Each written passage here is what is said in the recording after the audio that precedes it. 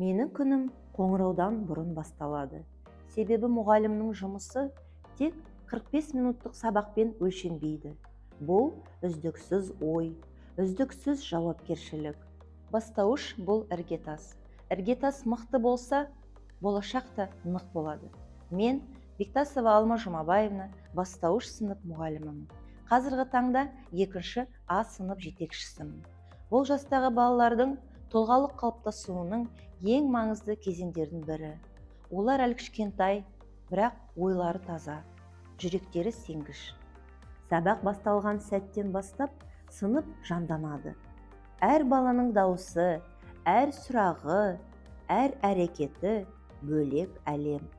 Біз оқимыз, есеп шығарамыз, жазамыз, бірақ шын мәнінде біз одан да маңызды дүниелерді үйренеміз.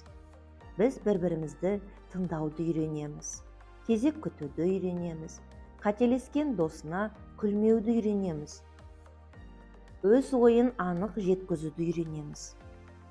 Тәрбие бұл жеке сабақ емес, ол әр сәтте жүреді. Сөйлеген сөзімде, қараған көз қарасымда, дауыстың ырғағында. Балалар сөзден бұрын мінезді қабылдайды. Сондықтан ұстаз үшін ең үлкен талап өзінің үлгісі. Кейде бір бала тапсырманы орындамай қалады. Сол сәтте ашулану емес, түсіну маңызды. Себебін анықтау, қолдау көрсету. Нағыз тәрбие осыдан басталады. Әр менің түсіндім деген сөз үлкен еңбек нәтижесі. Әр кішкентай жетістік алға жасалған қадам. Үзілісте де жұмыс тоқтамайды, дәптер тексеріледі, келесі сабаққа дайындық жүреді.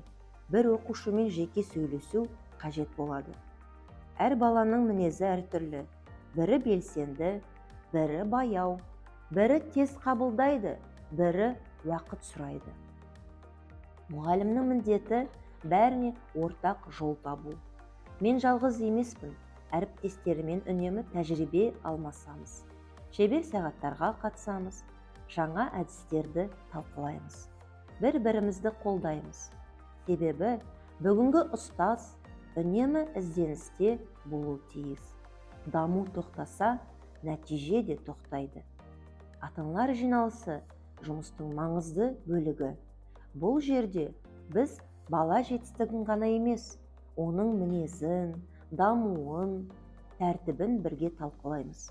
Мектеп пен отбасы бір бағытта жұмыс істесе ғана нәтиже тұрақты болады. Бала үшін ең үлкен күш бірлік.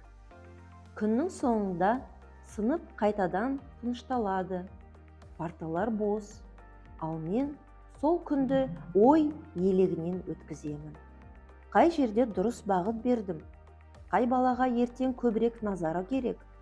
Қандай сөзім олардың жүрегінде қалды? Иә, шаршайтын сәттер болады. Құжаттар, жоспарлар, тексерістер. Бірақ бір баланың шынайы қуанышы барлық шаршауды ұмыттырады. Мен өз жұмысымды жақсы көремін. Себебі мен тек білім бермеймін, мен мінез қалыптастырамын. Жауапкершілікке үйретемін, сенім оятамын. Мен болашаққа кішкентай, бірақ маңызды үлес қосып жүрмін. Және бұл мен үшін үлкен мәртебе.